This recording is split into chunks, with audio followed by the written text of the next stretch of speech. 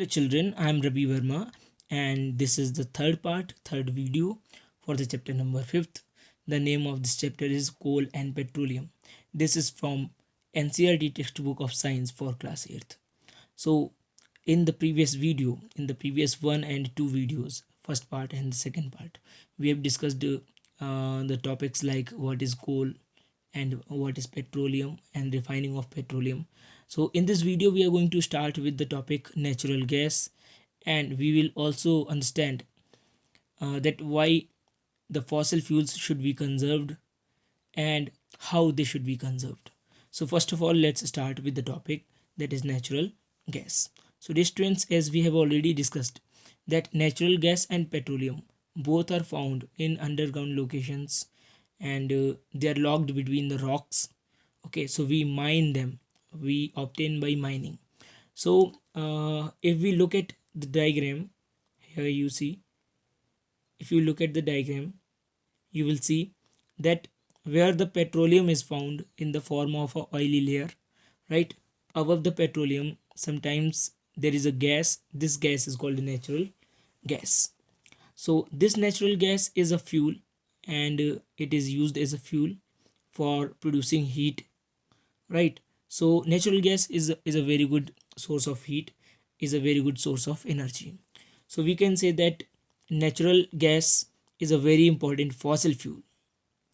Okay, and why it is important? Because it is very easily transported by the help of pipes. All right, it can be very easily transported to the homes and factories where it can be directly utilized. So the most important advantage of natural gas is that this is such a fuel that it can be transported, it can be supplied by the help of pipelines to the homes and factories where it can be directly utilized for burning. So dear students, the natural gas is actually stored in compressed form under high pressure. So natural gas is generally stored under high pressure, and when it is stored under high pressure, then it is called compressed natural gas, that is CNG. You might have seen, you might have traveled in a CNG car or in a CNG bus. If we talk about, there are in many states actually, nowadays the buses are running on CNG. What is the reason why CNG is being promoted as a fuel for automobiles? And we are decreasing the use of petrol and diesel.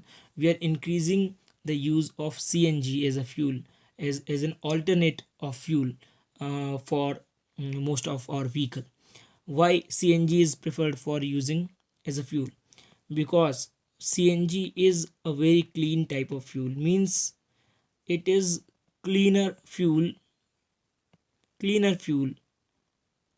This means that when CNG burns in engines or wherever CNG is burnt, it does not produce a lot of smoke.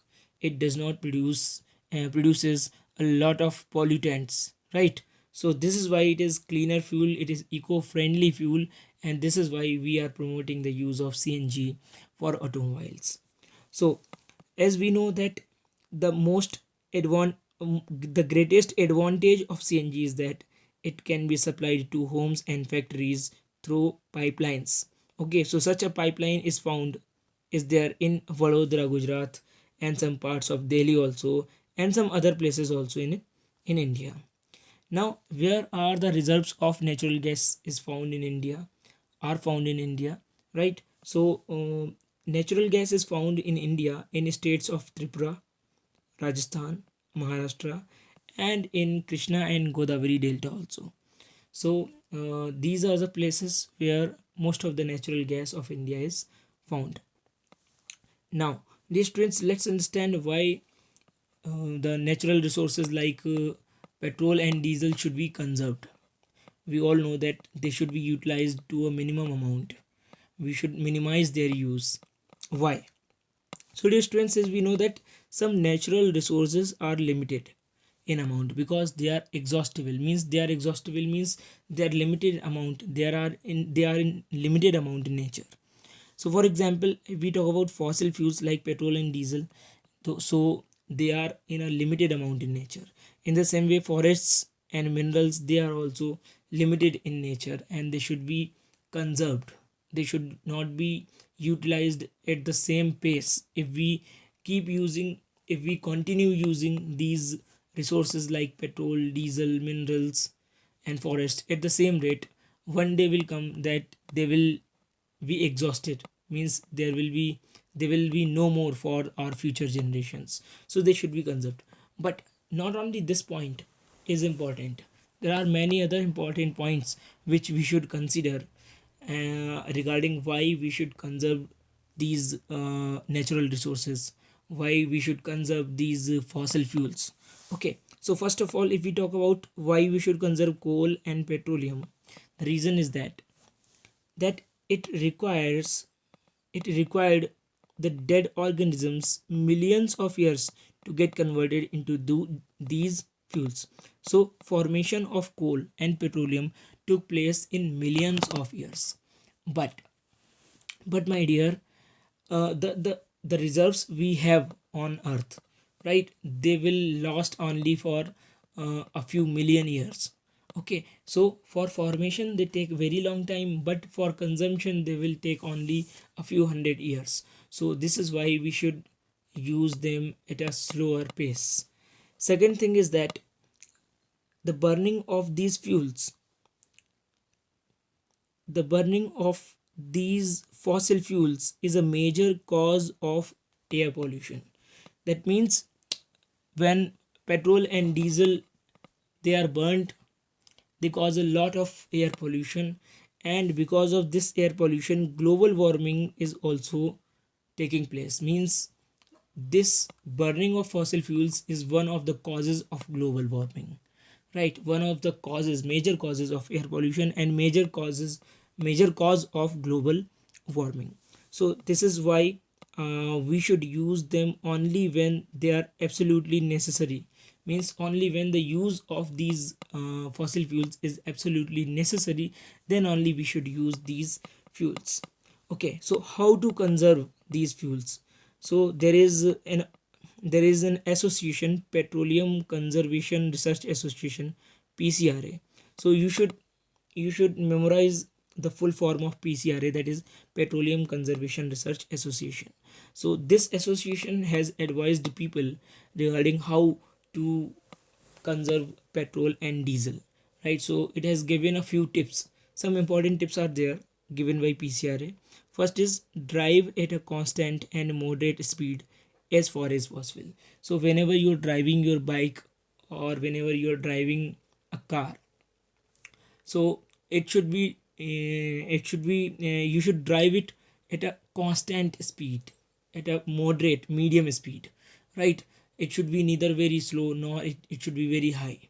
Because if you are driving your vehicle at a constant speed, the engine uses relatively smaller amount of fuel.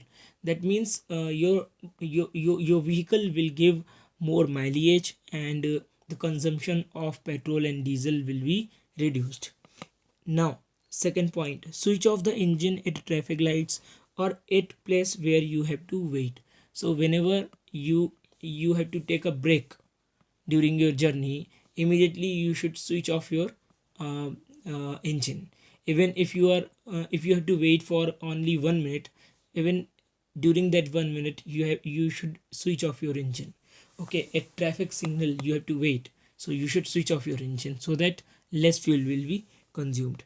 Now ensure correct tire pressure. This is very important, because if the air pressure in the tires will be less, right, then the engine will have to face more load while driving, and it will have to burn more fuel for driving. So this is why we should ensure that there is correct pressure in our tires. So regularly check the air pressure in your tires. Then ensure regular maintenance of vehicle. Obviously, if you are maintaining your vehicle properly, if you are getting it serviced at a fixed and regular intervals, right, then also your vehicle will be giving you more mileage. That means it will be consuming less fuel. So this is all about this chapter. We have finished the theory portion of this chapter. In the next video we will discuss about NCERT solutions, my dear. Thanks for watching this video, and if you like it, if you think that this is very helpful to you, this is helpful to you in any way, then you should like it and you should subscribe to the channel also. Thank you.